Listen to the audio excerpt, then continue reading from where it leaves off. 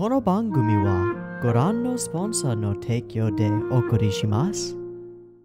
Alrighty, welcome everyone. I'm Teeaboo and I am here for Natsume Yuujinchou Go, episodes 9 and 10. Last week we watched episodes 7 and 8 and I'm thrilled to talk about them. In episode 7 we went to an inn run by some of Tanamo's family in a place where he had spent some of his childhood and met a number of different characters, had ourselves a little bit of a mystery around a stolen mask, and met Ito-san, an old woman who it turned out was actually a yokai and a powerful one, for she was able to turn herself into a human and appear that way to everyone else. And her secret being found, she felt like she had to leave, but Natsume kept her secret, and so she was able to stay and keep being this grandmotherly character in this cute town, and that was really, really sweet. We also found out who the evil yokai was who stole the mask, and that was good. But then there was episode 8, and episode 8 isn't about Natsume. In a show called Natsume Yuujinchou, it was about Natori Shuichi, and also Seiji Matoba. It was very interesting and fantastic to get more like grounding and more of a foundation for where Natori came from and how he entered into this world of exorcists that now we've seen Natsume enter in turn, and giving some context to the way that Natori sees Natsume, the way that Natori sees Seiji, and all sorts of other things. It was a really fantastic pair of episodes with a really cool, well-done mystery sequence episode, and a cool episode that led to me flipping off the screen like a dozen times. I will mention there was a piece of criticism in one of the comments around me spending too much time flipping off Matoba every time he's on screen and not paying enough attention to what he's saying or doing or etc. Yeah, I think that's a fair piece of criticism. I'm not gonna claim that it's gonna change. I'm sorry. I have a visceral reaction to that guy being on screen, and I hate it. Yeah. I'm not gonna take him seriously because he's a farce of an evil person. So sorry, I'm gonna keep flipping off Seiji Matoba when he's on screen. I will try to make sure that I pay attention to what he's saying, but I'm pretty much gonna dismiss anything he says or does because he's demonstrated his character multiple times, and I don't need to take him seriously because he doesn't deserve it. But yeah, that's my response to that piece of criticism is maybe, but no. Anyway, we are moving on to episodes 9 and 10. I don't know what's going to happen here. We've just had two of the weirdest, most different from the core episodes of Natsume Yuujinchou, period. I'm expecting more normal episodes, honestly. I kind of hope that we switch back to Natsume perspective, find a yokai, release it from the Book of Friends, and it's simple, at least for one of these episodes. Otherwise, the show has proven itself to me multiple times and proven that it can kind of do whatever it wants as long as it sticks around like certain guidelines and themes. So I'm happy. Let's watch some episodes. Episode 9 of Natsume Yuujinchou. I've got it up and ready to go. It's sitting at 0 seconds. There will be 2 versions of this reaction video. You can find a picture-in-picture version with the video up there, linked in the description. Timer-based version will be up on YouTube. If you want to do a syncy thing, sync up your own copy with the timer-based version, you are welcome to do so. Just get your copy ready because the beep beep timer to count you down will be coming at you now.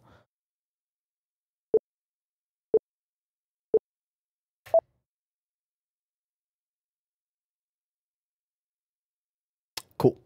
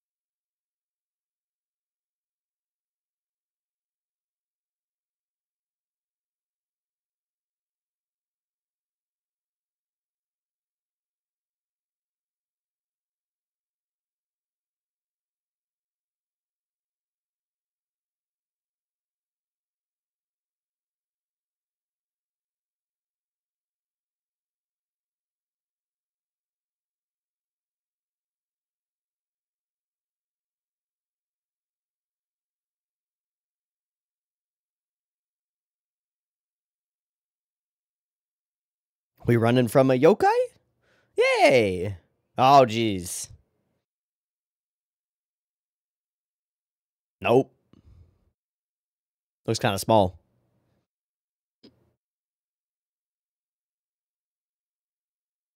Did you hide under the bridge? Pan down? Ah! Brilliant.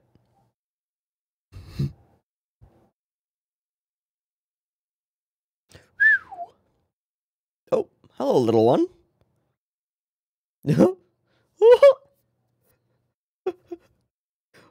What are you? What are you?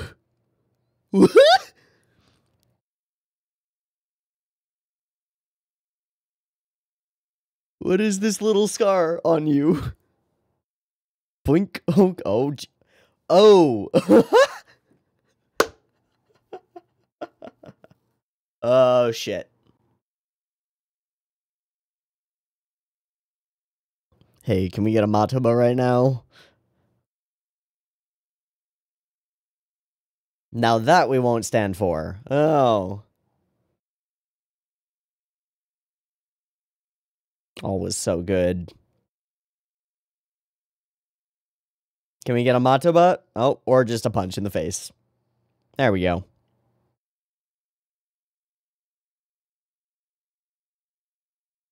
Hey, this guy's pretty fucking cool. He just saved my ass. Hell yeah. Following a narrow path. Ooh, that seems thematically relevant to the general overarching. Wow, that's colorful. Why is that colorful? That's more colorful than anything we've ever seen. What the fuck? Hmm.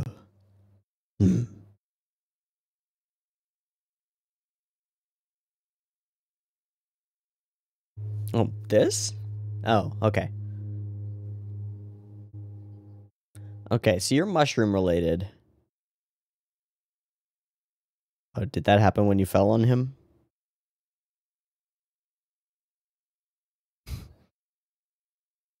I see, Shuon-sama. Oh, okay, you're not Shuon.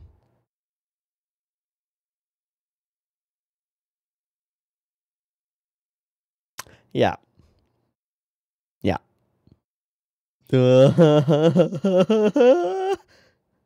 I love this little guy. Sure. As if.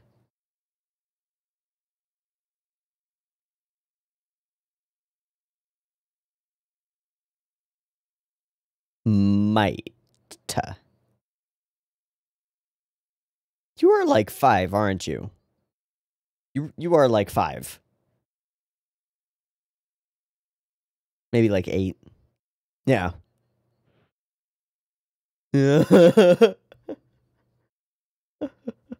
So I ended up, yeah. Cut to black. The gang helps the mushroom yokai.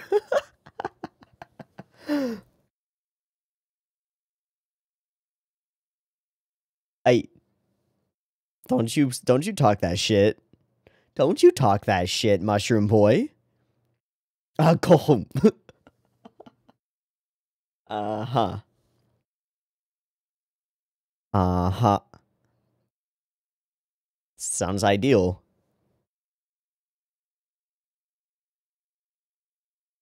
I fucking love him. I love him. Okay.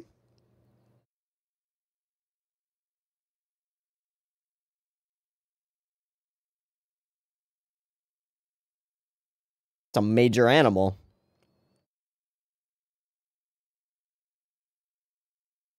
Shuon-sama.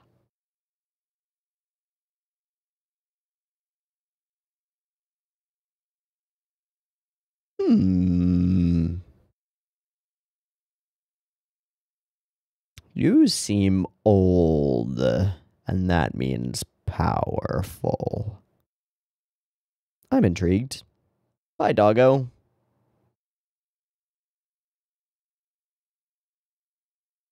Hmm. Hmm.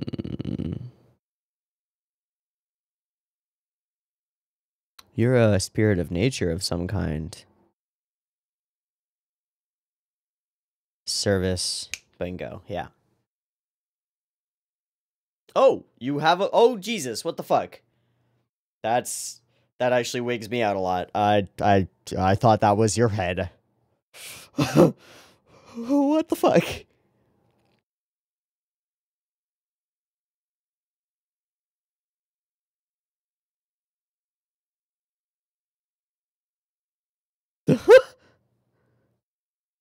I think he came for his own reasons. Having to do with... Yeah. Okay. Seems like a really cool guy. You must catch very tiny fish.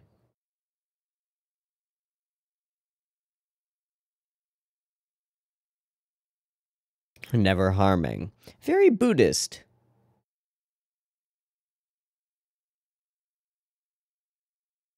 Doubt it. You're gonna get yanked the fuck in. Even the smallest fish is gonna pull you in. Oh. Oh.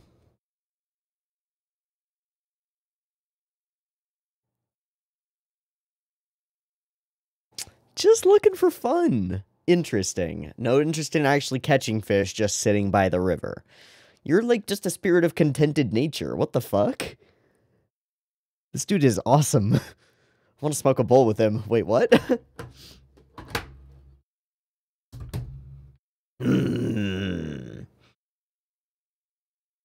Content.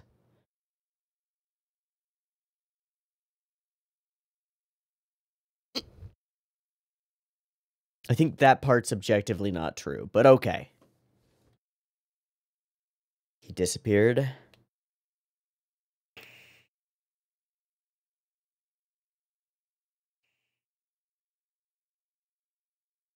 My fellows. Is he not a yokai?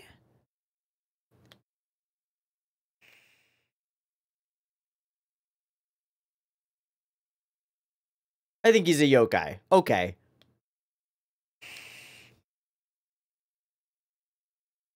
That's very sad.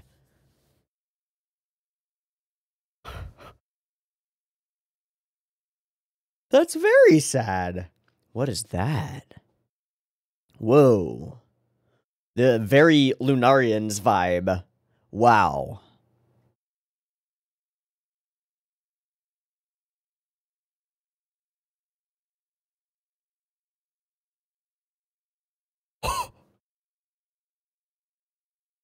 Oh shit, little guy.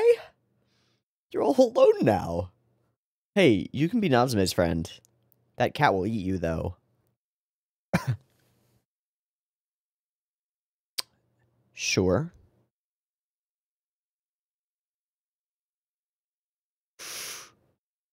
Let's go find Shuon. The beautiful ones? Oh, so that's why you think that being blemished will mean no acceptance.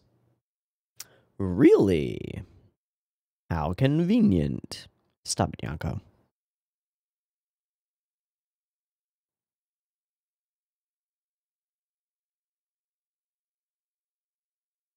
Nobody will notice that you're 3 inches tall. Yeah.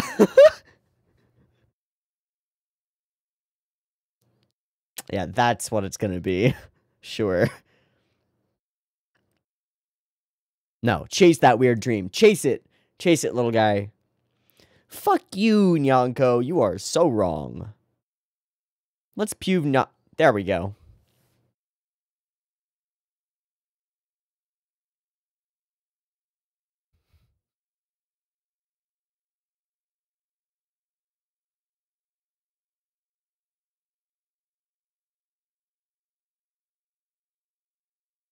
What is with these weird noises?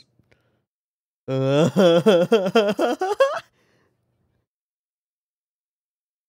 we go. Kokina, kokina. Gotta love the banter. Alright, so we're gonna meet Shuon-san.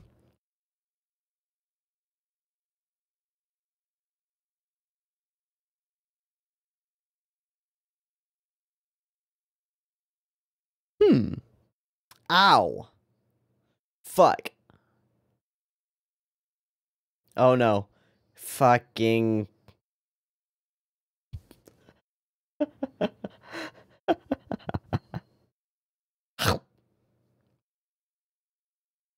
Gonna put the pollen? Oh, okay. To cover it up. So this is gonna be a lesson about, like, trying desperately to cover it up, but then being accepted regardless, right? You are an idiot. You're gonna get eaten by a fish. I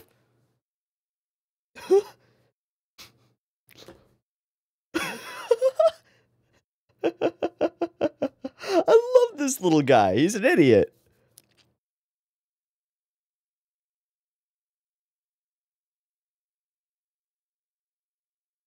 No, he's an idiot. Oh, oh, hello, little bug. That's the true beauty. The thing you learned from Shuon.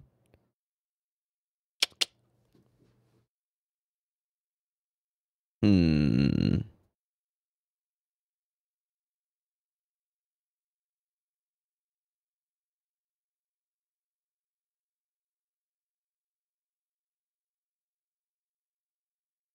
Mm-hmm.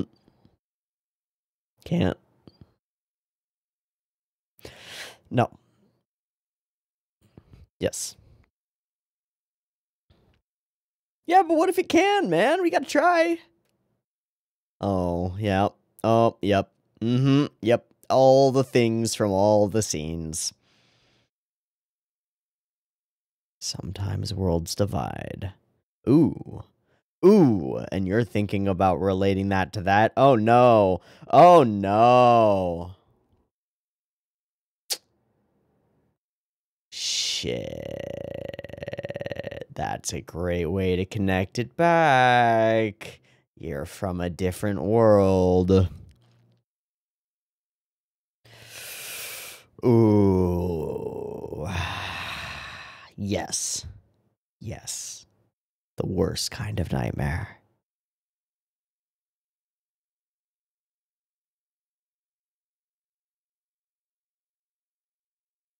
That's a big ass fruit. Thanks, dude. Ah.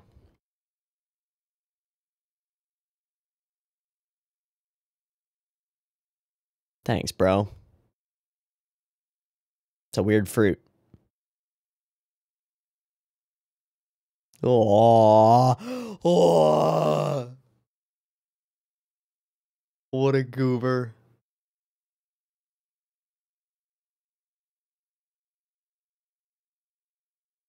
Yes, it literally, like, line one of his character. Buddy.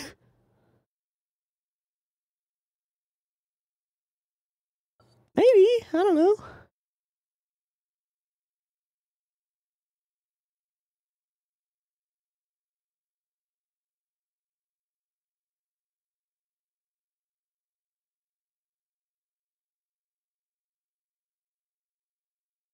It seems like they end up being ostracized and alone because everybody is afraid of them. Are they the stars? That's not what any of them care about. Oh, no. Oh, you little idiot. Oh, don't. Nope. But you can't. You can't. Natsume's been fucking good to you, and Yanko is watching. Holy shit. Actually being... to be betrayed? He's actually being a bodyguard for... Okay, that's really pretty. Yeah, you look great, little guy. You look like an idiot. Sure. Yeah, you'll completely fit in.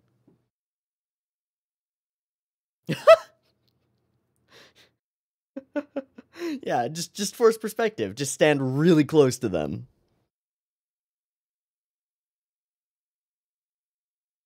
Ooh, nope. You guys are staying.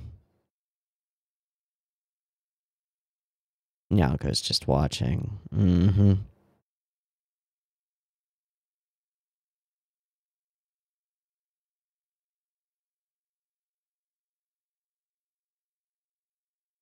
You best second guess yourself.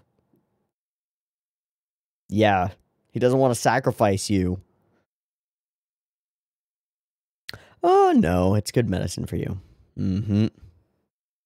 Hello, Shuon-sama. I don't think they want sacrifices of humans.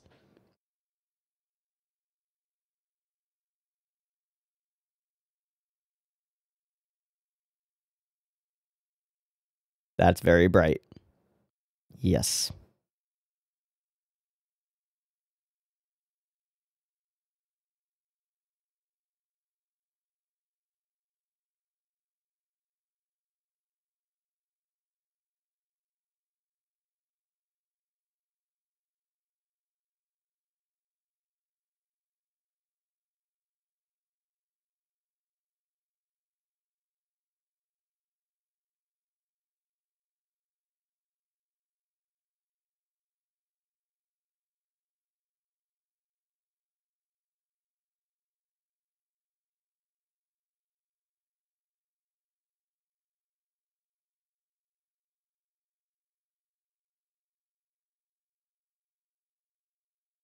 Ooh.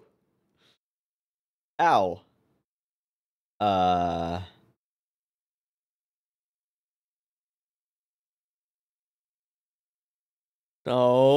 No. No.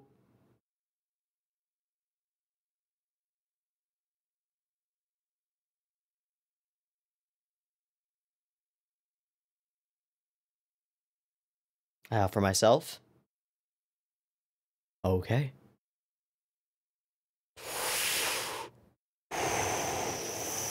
Nyanko was wrong. Oh.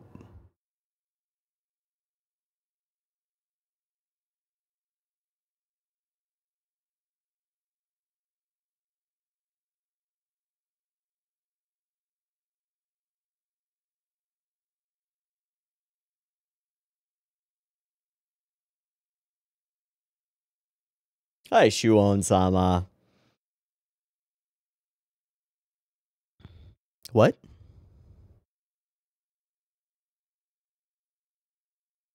Apologize for my... Oh. My friend. Okay. Can't always get what you want. And sacrificing Natsume would not have changed that. That sucks, buddy.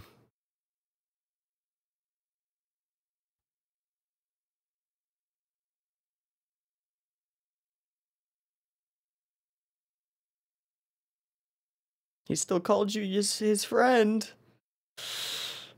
Yeah.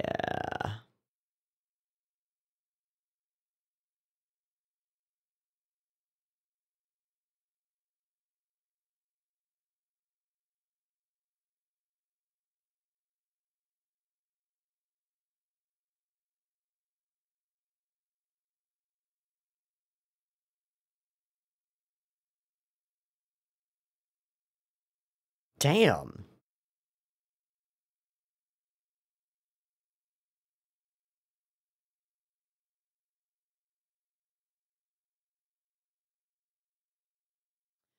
Nyanka's gonna cut him off. There we go.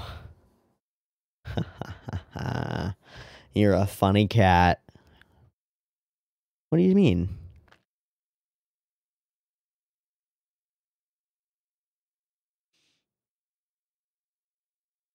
Doesn't change that.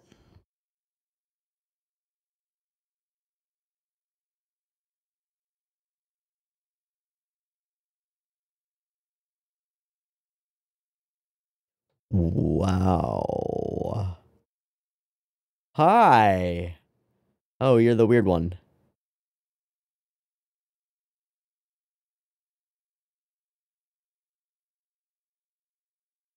Huh.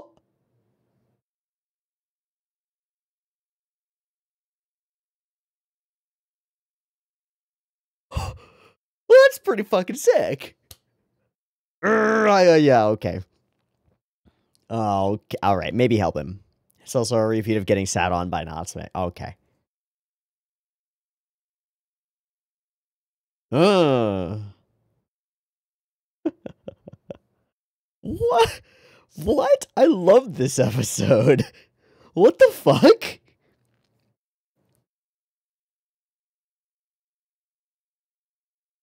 What a perfect little episode.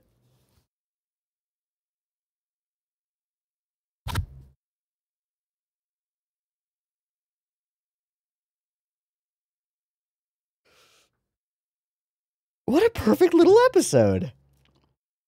That was so lovely.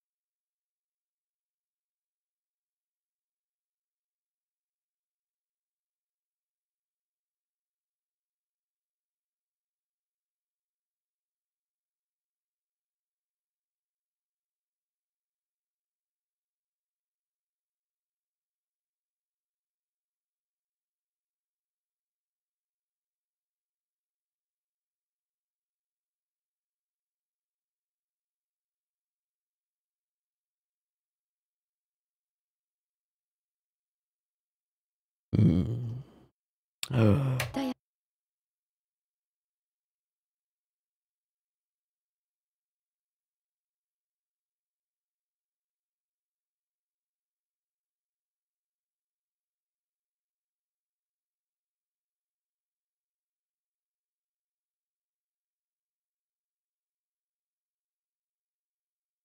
Holy shit.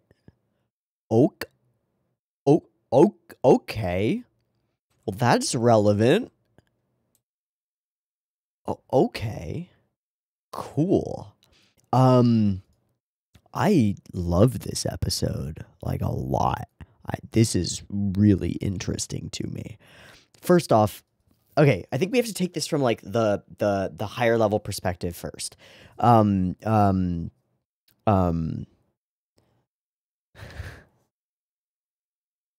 This idea that is at the core of this episode, that Shuon-sama is in a different world than, I forget, Mitsuzara? Something like that.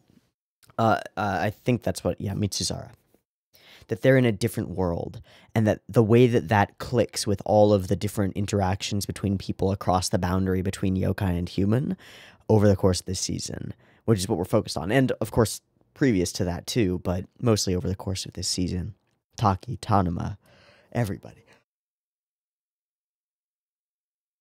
This little tiny stupid ass mushroom yokai embodies all of the struggle of Natsume Yuujinchou, and is introduced as a character in this episode, is constructed as an individual with, like, thoughts and ideas who we can vibe with and empathize with within the first half of this episode. And then we, like, understand his struggle and his conundrum and his desire to be a part of something bigger than him. And the harsh responses from Nyanko, there's no way, like, that somebody like you could be with somebody like that. Oh. And then the desperation to try, the idiocy, the flailing around, the trying silly things. But at the core of it, there's this moment here where Mitsuzara is an idiot. He's a dingus. He's a dumb, bratty little mushroom kid who wants this and is grasping at straws to try and figure out what he can do to make himself look okay, right? But there's this little moment where he does what he learned from Shuon and gives respect to a living thing. And that, like, tells us that there's something more to this little mushroom. Of course Natsume helps him because, as Nyanko says, like, you help anybody who asks. And he does. But this from Nyanko, like, sometimes you can't, no matter how much you want to be with those people in a different world. Sometimes you can't. We get all these scenes from the episodes, and then Toko, and then a nightmare of losing them, of being pulled away by yokai to the world that is his own. Ooh! And next episode is Toko and Shigeru focused? Ooh!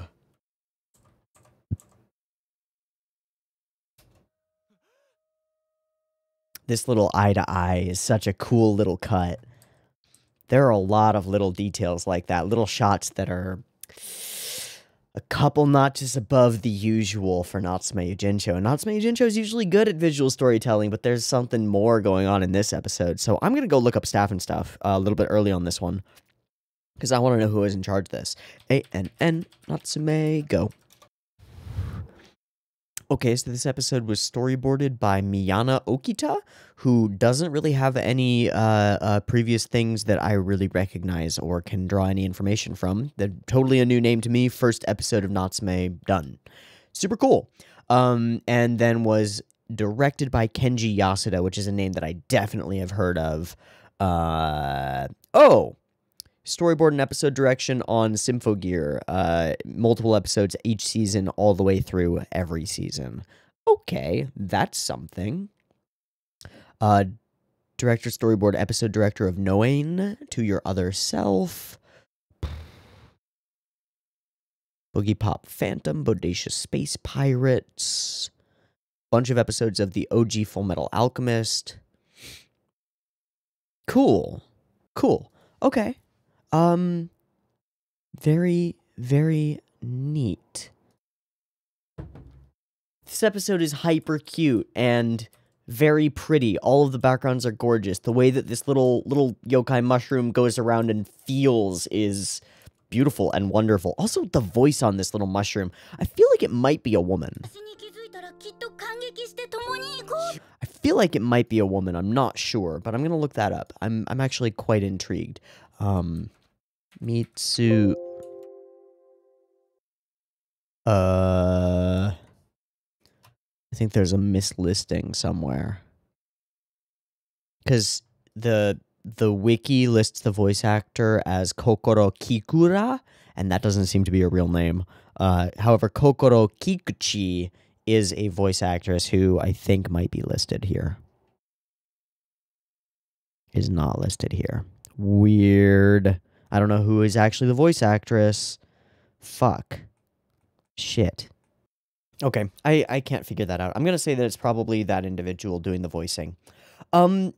There's some other stuff about this episode. I mean, it is as classic as a Natsume episode comes. We meet a yokai, we get involved in that yokai's struggle, and Natsume inevitably tries to help to Nyanko's disdain, and eventually Nyanko acquiesces a little bit.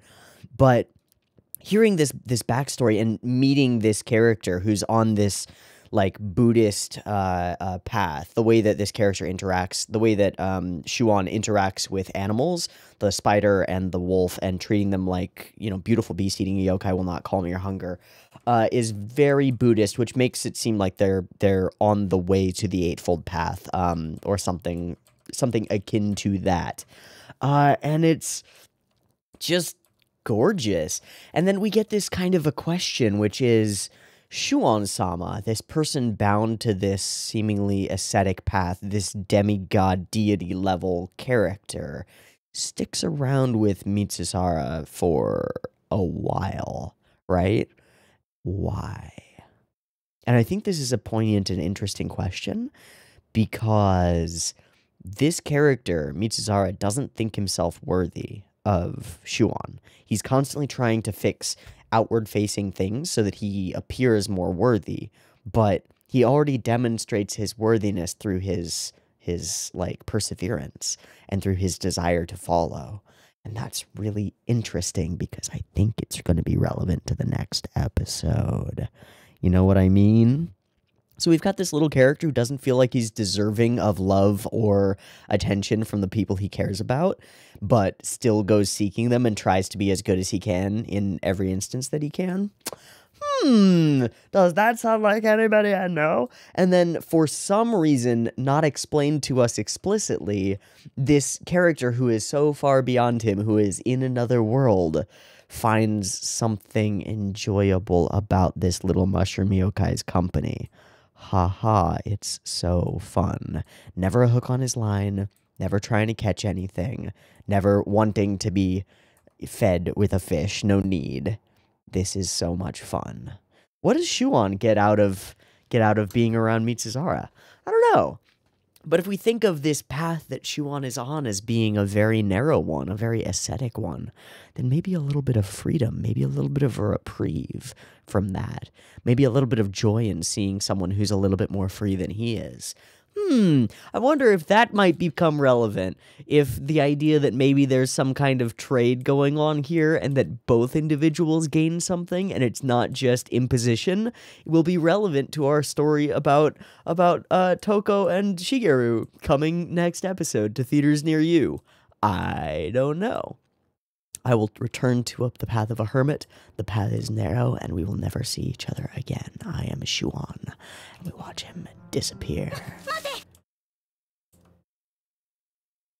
I was so happy to have a friend. I like traveling too. Poor little guy. I also would like to mention that just these scenes with the ethereal wonder of this place and this group just going off on a cloud is fucking gorgeous and super awesome. I would also like to point out in passing that the idea that Nyanko is watching and watching carefully and actively being a good bodyguard, but not saying anything if he doesn't have to, and eventually choosing not to say anything at all once we get to that moment and all the pressure is on. Give up. What have you brought us? Did you bring anything, you insolent creature? And he says no. No, he refuses to sacrifice his new friend to garner favor with the old one. That's so fucking cute. That's such a character arc for this character. And then the reward for being a good person, for following the narrow path in a way, is that he's offered a chance to prove himself. A weight upon his shoulders, a responsibility that gives him purpose and direction. Finish what you need to do, then come join us. That's so fucking cool. This is a really cool episode, and I like it a lot. Good job, Natsume Yuujinchou. Good freaking job. It is a great episode that is like a prism. This episode, like many episodes of Natsume Yuujinchou, especially the more normal-y episodes of Natsume, the ones that are just about a yokai and Natsume gets involved in their story and finds out stuff about it. It acts like a prism. It refracts its own story out and shines a different perspective, a different color of light on all the stories that have come before, and that is good writing.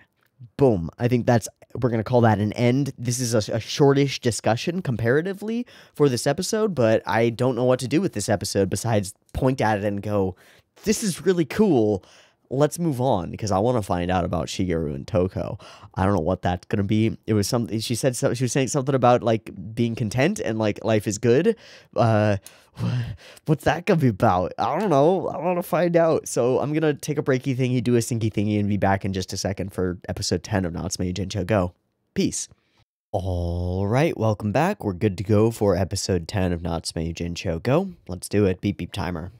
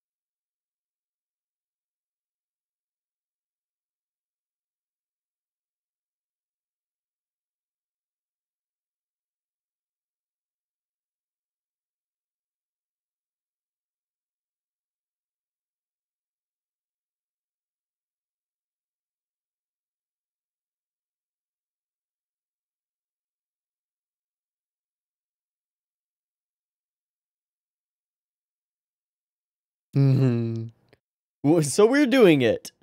Nope. Whoop. Instead of wasting it on... instead of wasting it on your food? What? It's actually a good argument. Yeah, it was probably like 2 days ago. Oh. It's a weird burb feather. Oh, it's raining.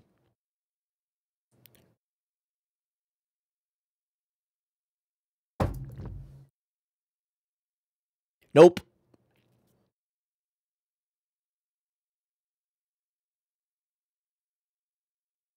Hey? Oh! Whoop! Whoop! Aww. Alright, rainy day. Oh. Whew. How cozy. How very cozy.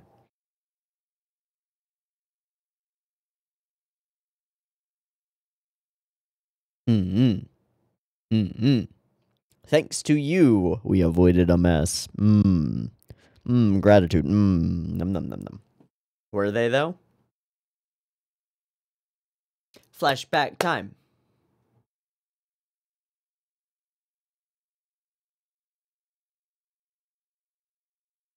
Flashback time.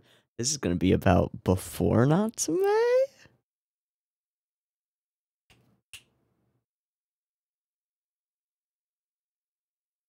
Ooh. Ooh.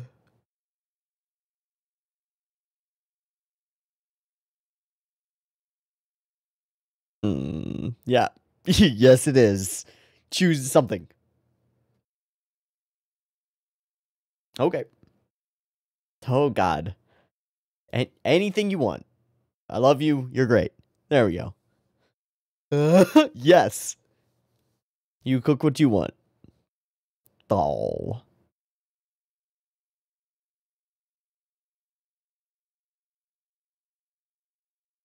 Mm-hmm.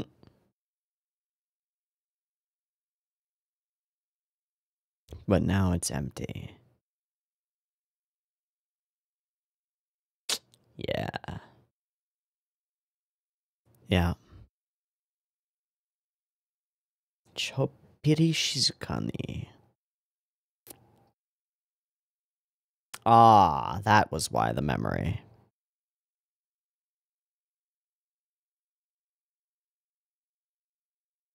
You alright there, Burb?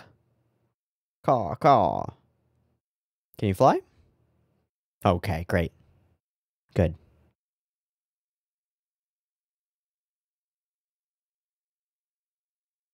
God damn it, Toko, why are you so good? What? You're not allowed to be that good. Stop it.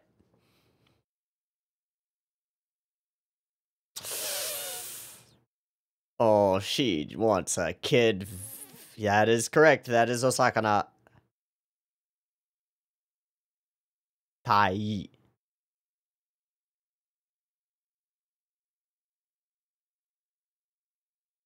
Well, these ones are dead.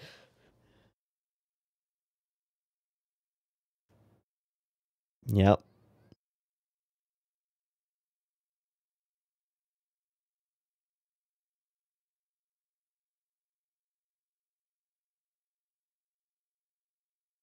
Not your kid, though.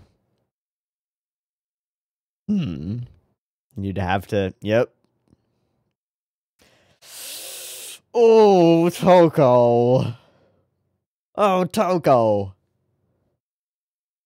My God. Why? Yeah. uh, Random. Yeah, but is it really that you want to go to the aquarium, or is it that you want a kid? Oh my God, you're too cool. Oh. Just the two of them holding hands? Oh. That's fucking dope. Oh, they're all families. They are all families. Oh.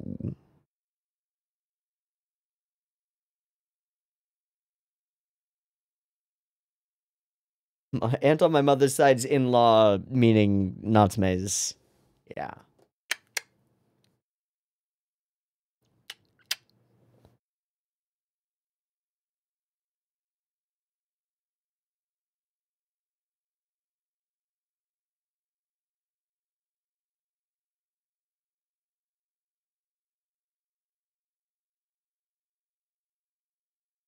Ah, okay, he's dead, right. It took me a second. Why would he be happy that somebody... Oh, he's the dead one. Happy that you're here. Got it.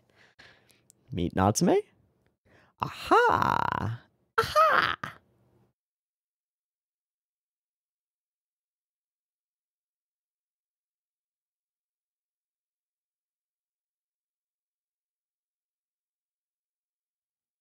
Well.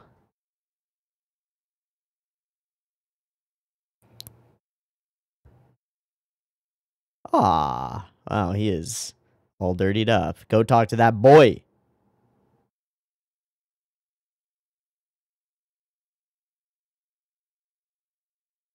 Not even talk to him, just the idea is there. Hello, crow. The crow that you saved.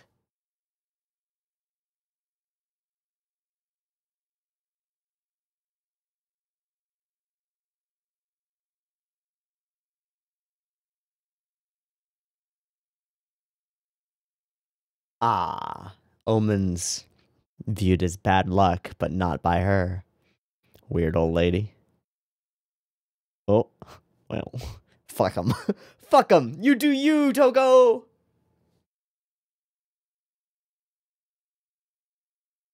Thinking about that boy.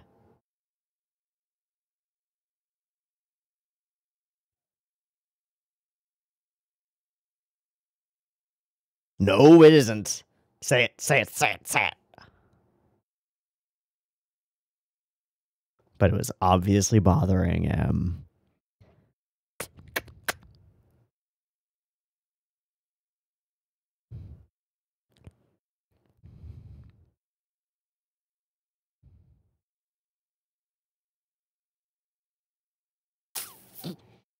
Uh-huh.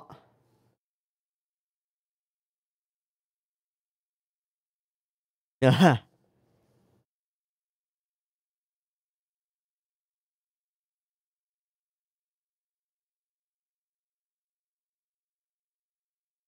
But this place. Yeah. Yeah. Mid-roll? Ah, this episode is so cute. This is unfair. Hello, Crow.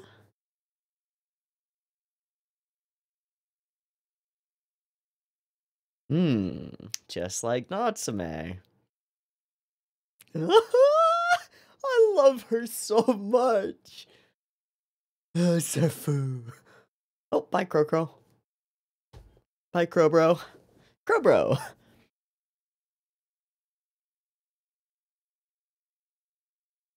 I love you so much, Togo. I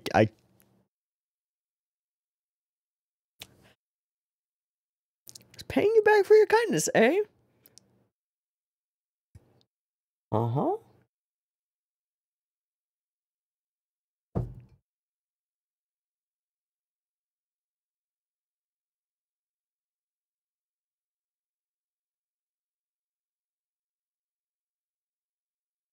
Hmm.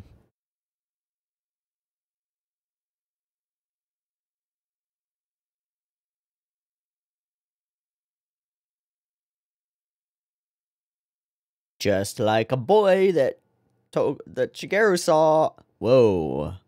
That's cool. Or perhaps it lost that one.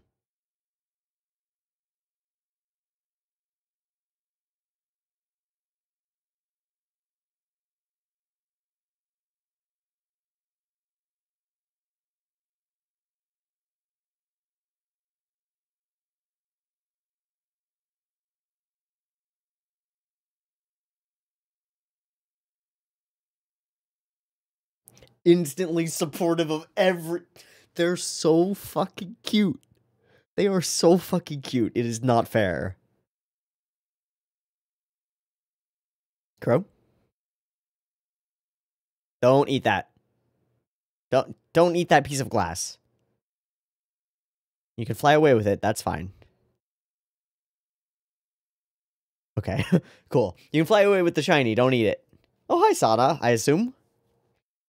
This is very cute. Okay. Of course, she just keeps it tight. Mm-hmm. Mm-hmm. Ah.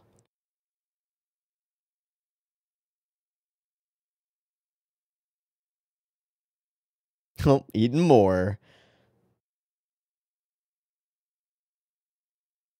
Oh, is that for giant calligraphy? I assume.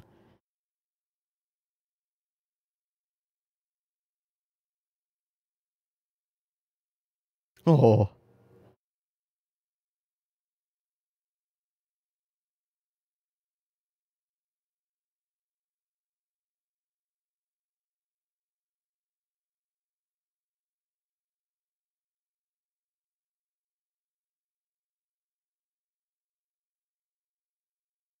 Wonder if Shigeru is up to anything while you're away.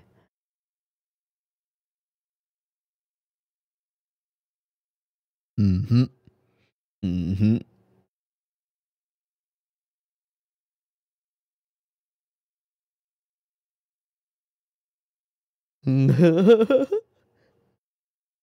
Mm.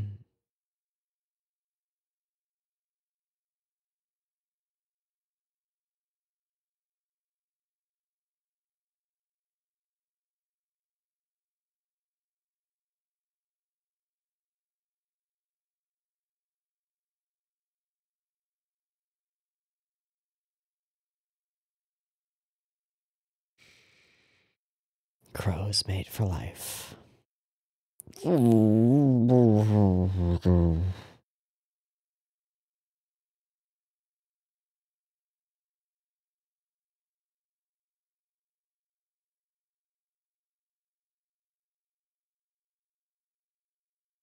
Hey. White feathers.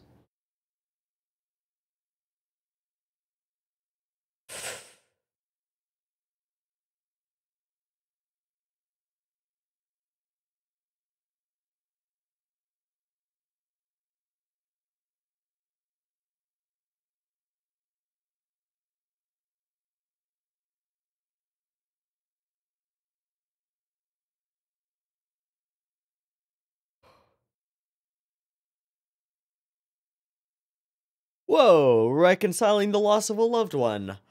Ah. Is he... Oh, hi. Go sit with him. Hi, you. Teeaboo. Oh, there we go. Oh.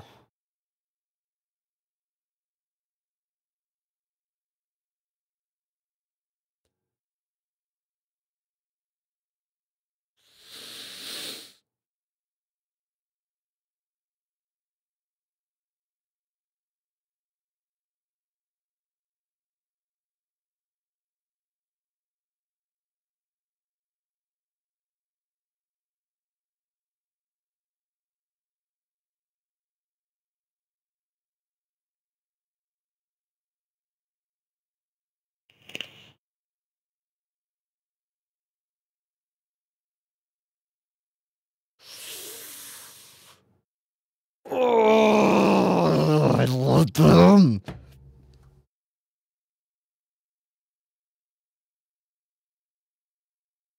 The answer is yes, immediately. The answer is yes, immediately. Cut off?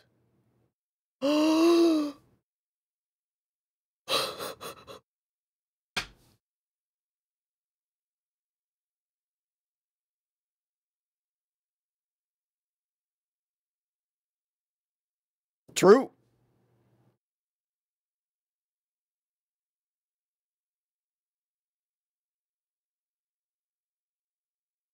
3.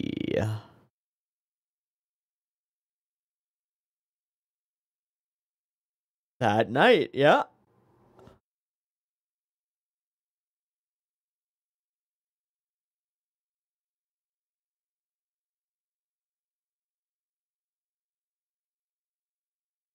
Oh, hello. Running from a yokai, perhaps?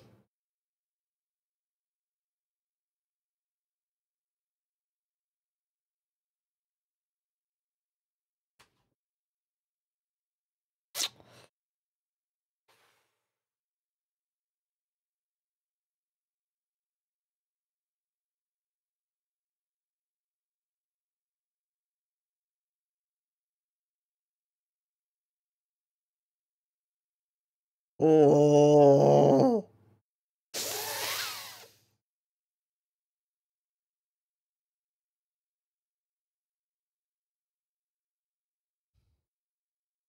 Instantly concerned. Instantly mother.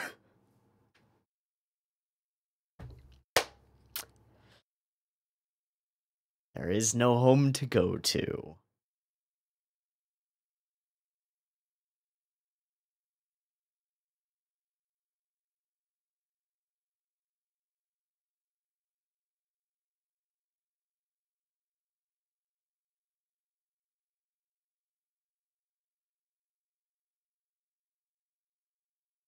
A little broken, little fucked up, but a very good boy indeed. Very fucking good boy. Damn right you did. Damn right they weren't. Damn right he did. Yeah, you fought for him.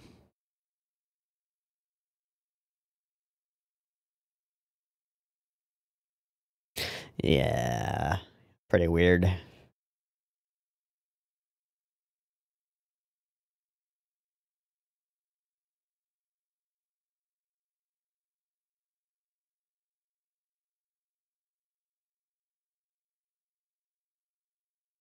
Hey. Alright, alright. Hey, hey.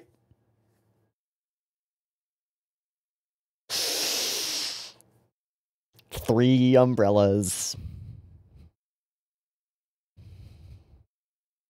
Oh, hi.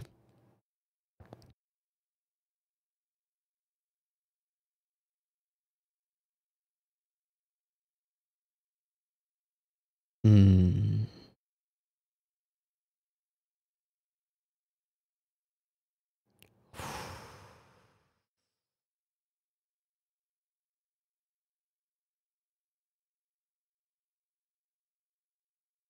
They feel that distance too. Oh, man. Oh, man.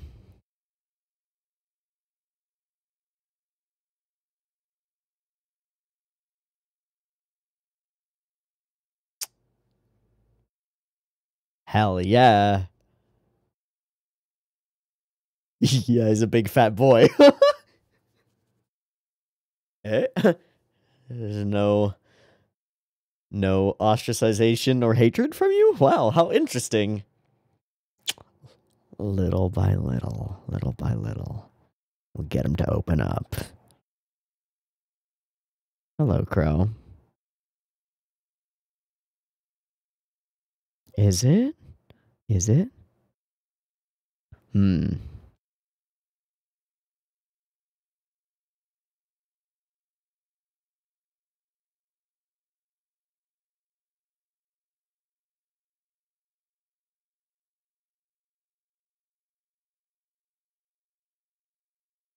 Hmm.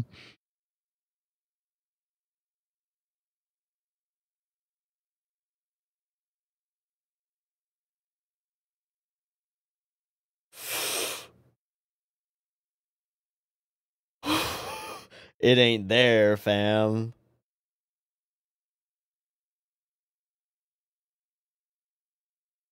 Yeah.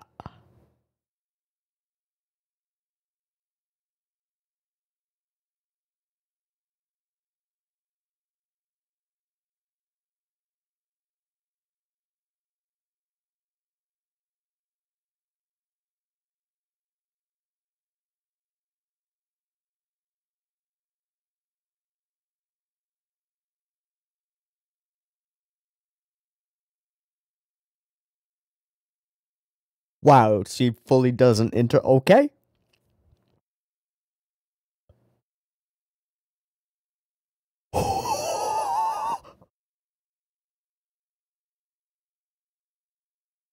This episode was a tour de fucking force. That was amazing. Shit, is this one or is episode 8 better? I think this one is. Whoa.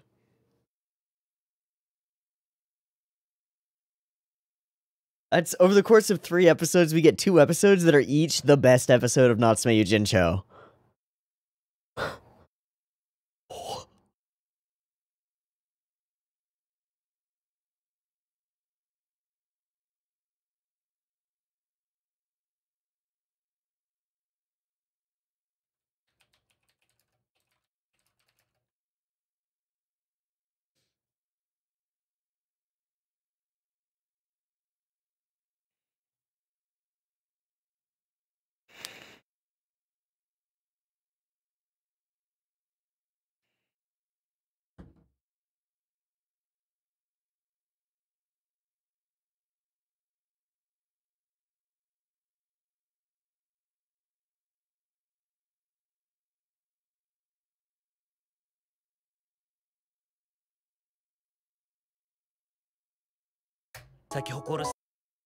To the ephemeral ones. Okay, interesting. I'm looking up staff first.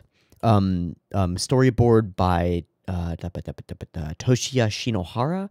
Episode direction by Takaki Suzuki. Oh, Shinohara storyboard an episode of Ancient Magus Bride, bunch of Inuyasha films, a bunch of Lupin, Crisis in Tokyo, Dead or Alive, Legend of the Gold of Babylon, Bye Bye Lady Liberty, Hemingway Papers. Wow, that's a lot.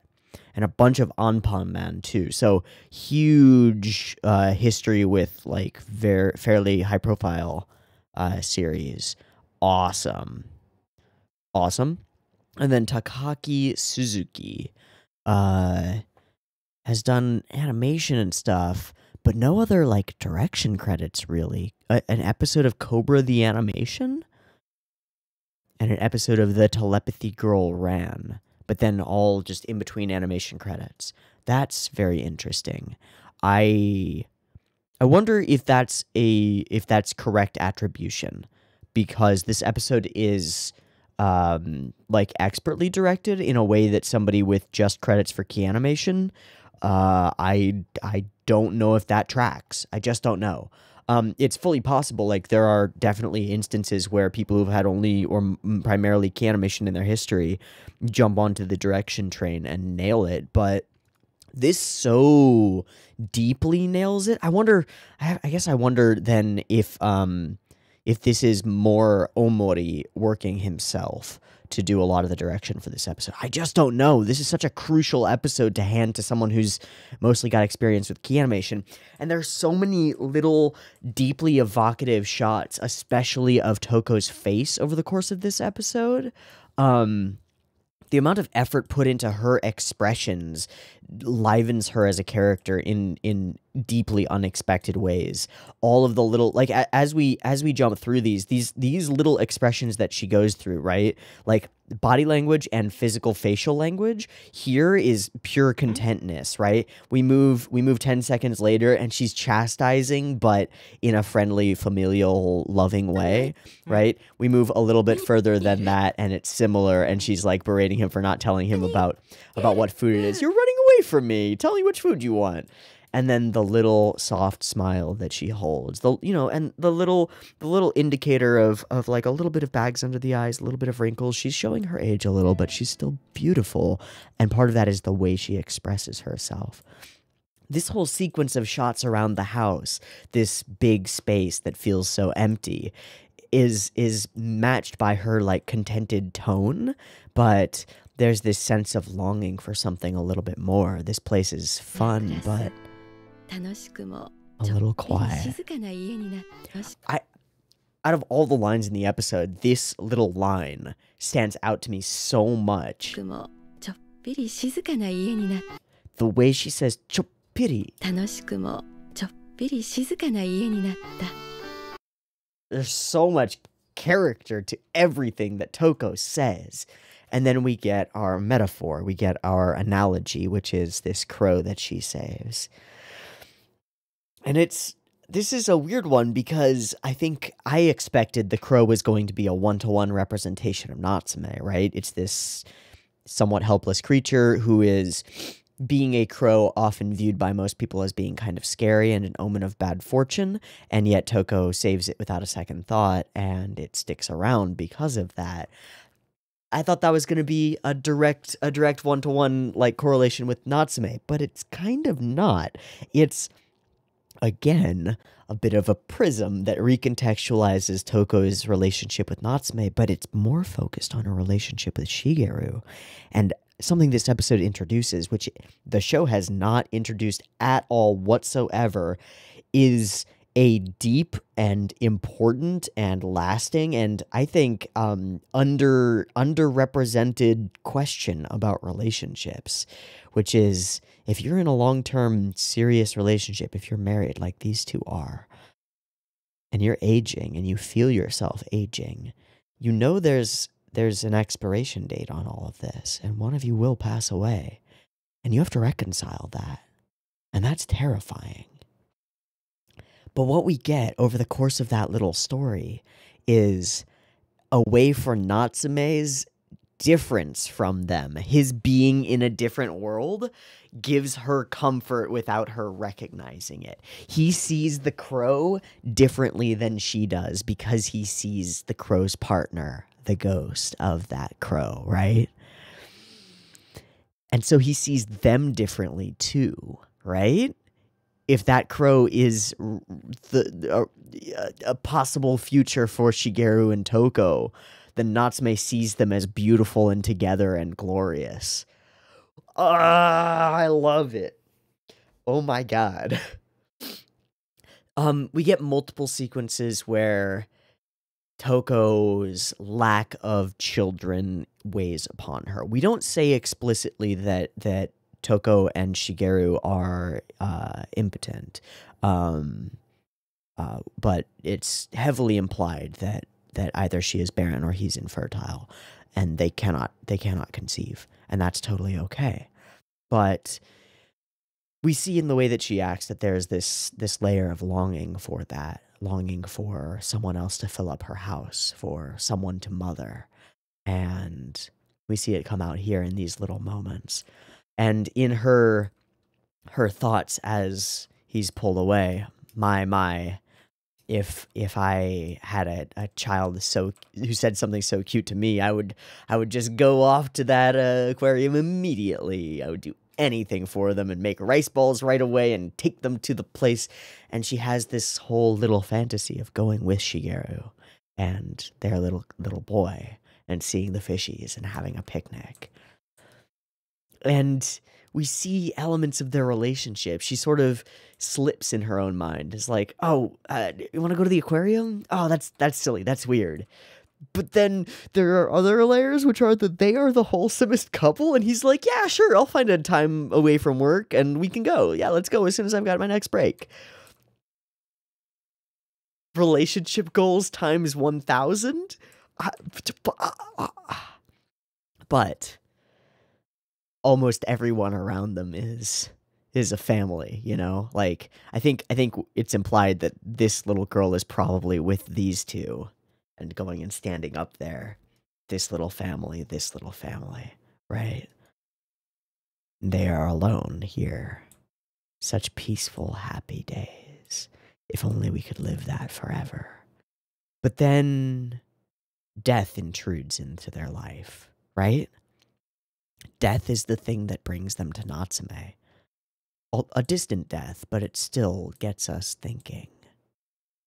There are other layers here, right? Like, they're practically not even family, but they did me a good turn when I was young, and so I'll do the same in turn, right?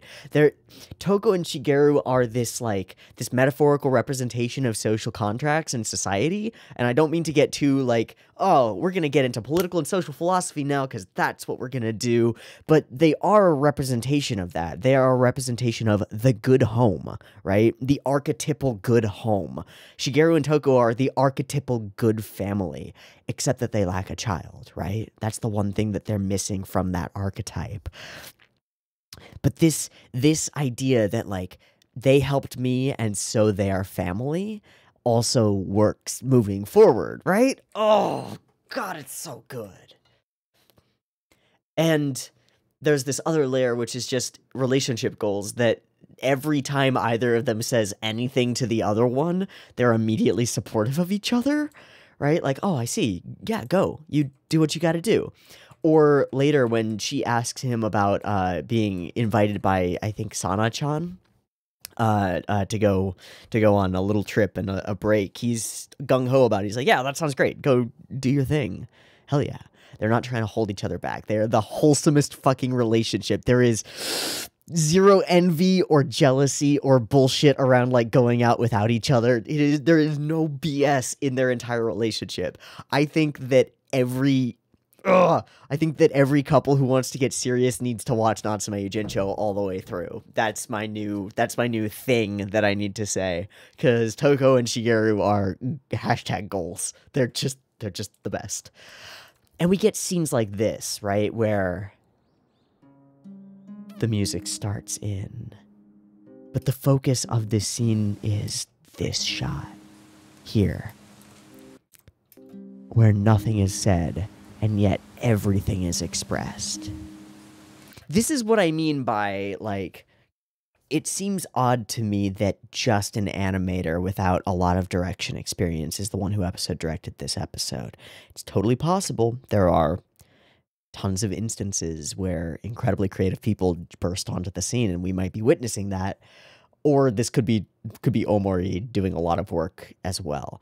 Either way, whoever is in charge of this episode, they deserve props for scenes like this that are deeply evocative because of the framing, because of like one of the elements that you almost can't notice, but there's the very slightest head tilt in Shigeru's head.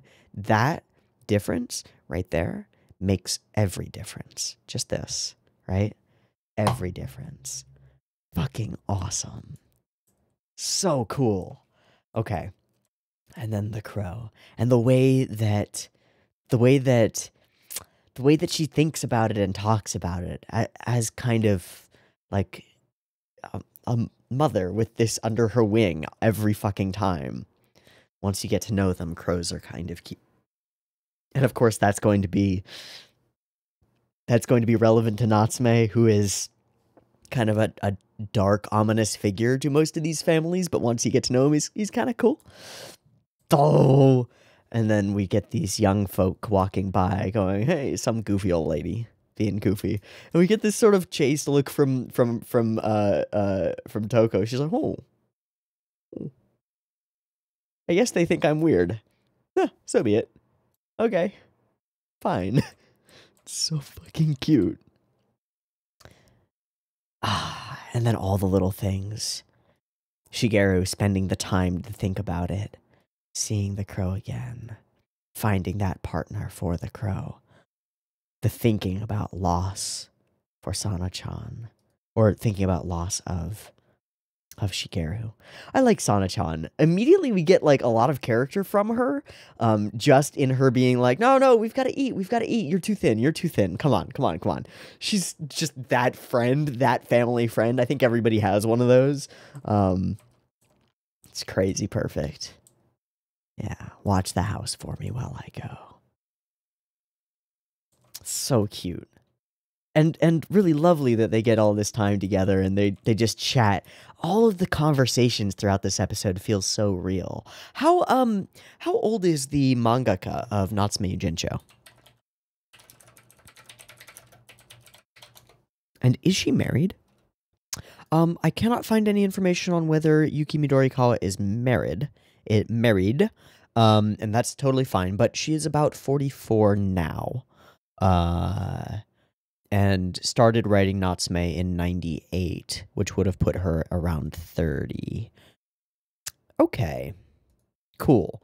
I ask this because I wonder if Toko is intended to be a bit of an author insert character for Midorikawa. I don't know.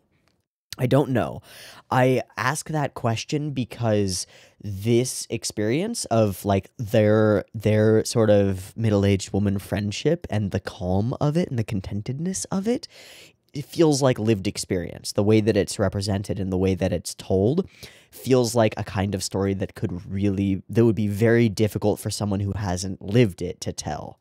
I don't know why I get that vibe. It just feels right. In a lived way. And so I wonder about that. And I wonder also if Midorikawa is married and if this is a representation of her relationship or a representation of her ideals and her wishes for the future.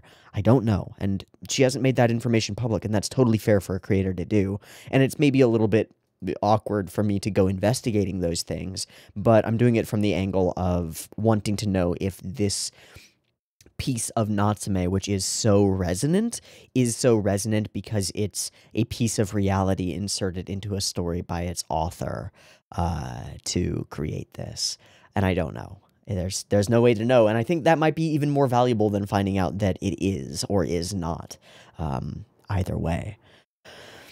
God, golly goodness gracious, I fucking love this episode. And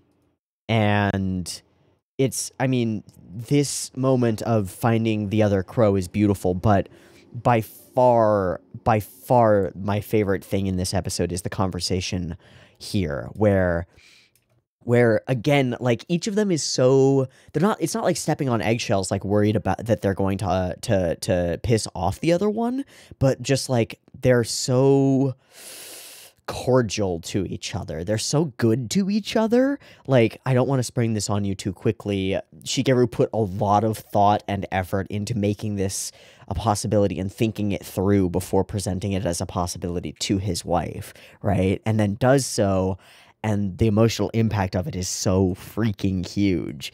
The whole way that this is done, if you'll allow it, I want to bring him here. You don't have to answer immediately. I thought about it for a long time before I brought it up with you. This house is very important, you know, going through all of these things, and she's just,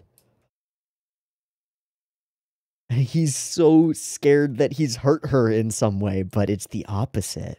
It just makes me so happy. And you're so kind.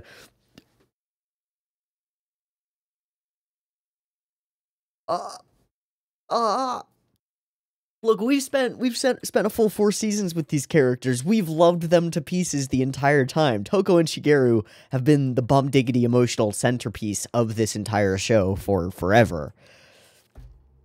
But this puts new light on all of it. This just makes them the most wonderful people that I've ever seen in any medium. I love them. I love this show. That's a wrap. Boom.